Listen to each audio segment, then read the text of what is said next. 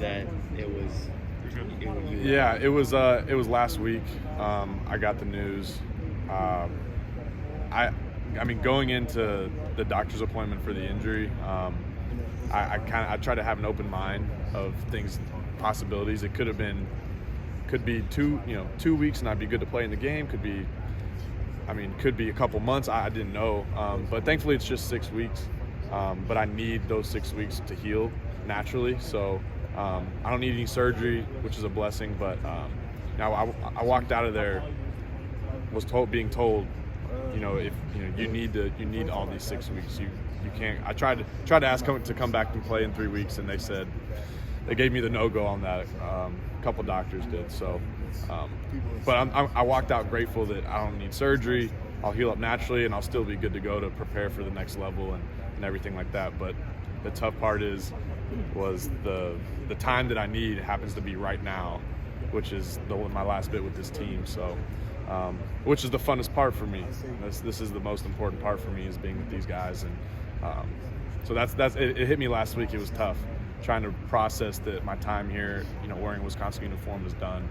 I got all my tears out last week with the guys, and everybody here has been so supportive, and everybody around the state and back home, and everybody's been so supportive, and I feel so loved and appreciated, and I'm so grateful for that. Can you put into words what your time as a Badger has meant to you?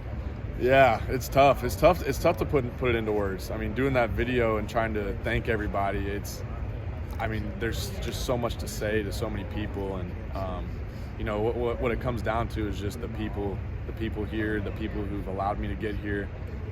That's what matters the most to me. The people I've met here, the relationships with coaches and players, and it has truly been the best 4 years of my life. And this year in particular with these guys has been the funnest time I've played football in a really long time, probably ever. So again, I'm just truly grateful just to be here, to be part of this program. All of this is way bigger than me, so I'm just so grateful to just be a small piece of this program. And now your role changes a little bit. You go from player to basically a coach, right? So yeah. What is your day? How does your day-to-day change? The approach just still showing up here with these guys is still the same. But for example, like after practice now, I'll go up and I'll still I'm still able to lift weights, so I'll be able to get a workout in, and then I'll go up to the coaches' offices and watch some film with Coach Leonard and just start talking scheme on Arizona State, and just being around the scheme, just trying to broaden my perspective of now coaching, the coaching side of things, because that's eventually what I want to do. So kind of changing my perspective of that, but also still enjoying the time with my teammates, just trying to find the balance in that. Maybe ask just what injury was sustained and when did that occur? Yeah, so it happened on the hit versus Minnesota, actually. I didn't know. I had no idea. Like when I hit him, I was ready to go back in the game. I was ready to rock. Minnesota was talking trash, and I was ready to tell them, I'm going to be here all game.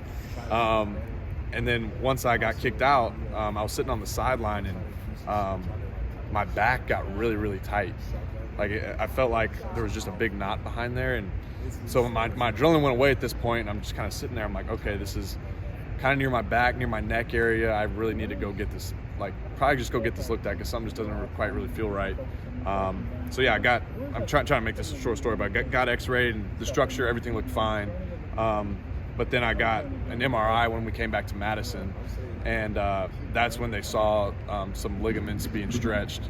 But it's all going to heal naturally. So it's going to naturally heal in 6 weeks, thankfully. But those ligaments are attached to the spine, and if I were to come back and play right away, that's where the spine can be in danger. And so I was highly recommended not to play in this game, which they said, I really got the no-go, and I understand why. When it comes to quality of living and being able to heal up naturally so I can keep playing this game, that's probably the one thing that would keep me off this field.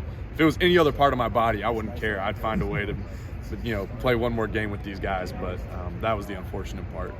Was it tempting at all to just try and roll the dice? It definitely was, but I want to play. I do want to play at the next level. I want to still try to, see what that dream has for me. And I mean, again, this is not an opt-out. This is doctors saying like, this is what you need to do in order to heal up so you can, be ready for that part. But yeah, it was definitely tempting, but it was also quality of life. I mean, the spine is nothing to play with, and the spine neck area, that's some serious stuff.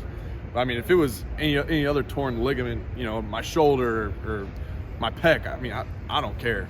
We'll find a way. But this is a little bit more important with the body. So it was a tough decision that I had to kind of more so accept than like make that decision myself.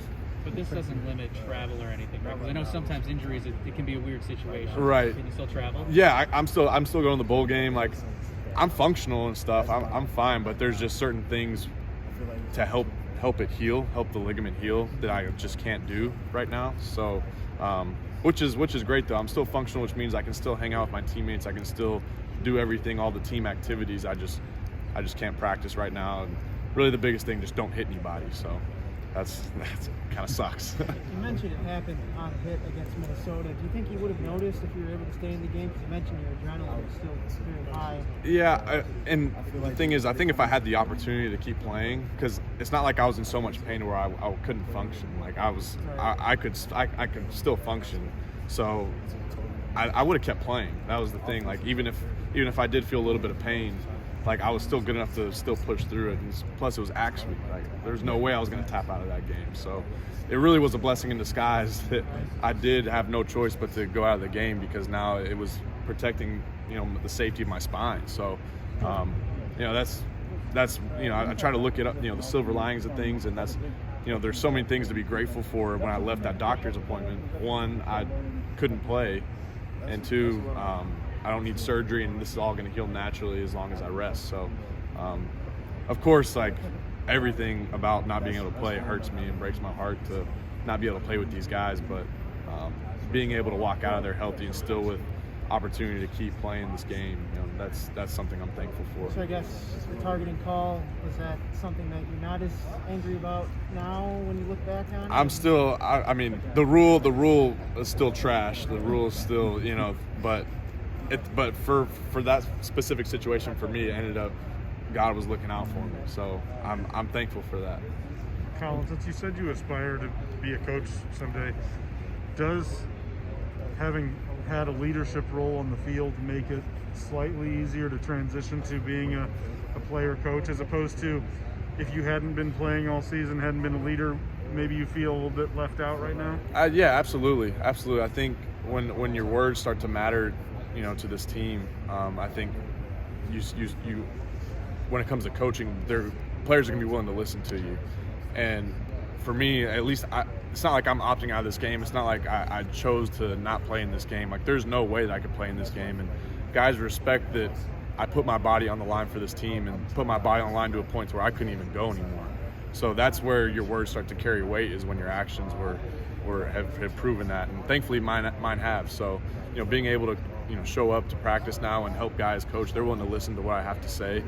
Not that I know everything, but I mean, I see some things that maybe I can help them out with, and that does help, being a vocal leader and your words mattering. I mean, it's a lot easier to just walk in here and guys are willing to listen to you. Of course, this is a business trip, but still, I mean, the location of where this bowl game is at, how excited are you? How excited are the guys to play in a unique place like Legion Stadium? Yeah, it's really cool. I mean, that stadium is probably not even more than 3 years old, two years old. I mean, it's a brand new stadium. And the location, a lot of guys have never been to Las Vegas, and I feel like that's just something that you gotta check off your bucket list, just to kind of for a location to go experience. So it's part of the bowl is celebrating being able to go to a bowl, and guys enjoying the experience, and then obviously going to win the game. So it's a great opportunity for us to go enjoy the experience, and for this team, I think specifically being so close, it's a great opportunity for us to make one last fun trip together. When it comes to person to replace you, I know there's John and Traven that have gotten reps. How do you think that they'll fill in going up against Arizona State and just a dual threat quarterback in their passing game. Yeah. Arizona State, watching the film already, they're a little bit different in a way of when it comes to the Pac-12. They don't throw the ball, 45 times a game. They like to give different looks, throughout each week, each game that they play. So, John and Trey, they're going to do their job. They're going to do a great job. And I think this is a great opportunity for them for next year, just to have some great momentum going into their extended role or their next role next year of being these guys for us. So I'm excited for them. I think this is a great opportunity for them to take that next step. And you guys call you coach, or are they still see? Nah, not yet. I wouldn't want them to call me coach. No. I'll wait till that stuff's official later on down the road. But yeah, some guys joke around. It's like, where's your whistle, man? I'm like, I need one. I need a whistle. But yeah, no, I have a great time being able to help these guys out here. And I love football, and more importantly, I love these guys. So it's a great combo still for me to show up, and I still love to show up here every day. And one of our coaches would joke around, Collin, you're opting out. I'm like, oh heck no, could never. Do you have a timetable maybe? I mean, you said you're natural. Do you have a timetable when you get back into the workouts or when you can start preparing? Yeah, so I can do lower body lifts right now, but I won't be able to be like I'll be full go in 6 weeks. So that'll be actually like hopefully right when I have to report for training at some point. It'll probably be around that time when I start training. So the timing actually works out really well.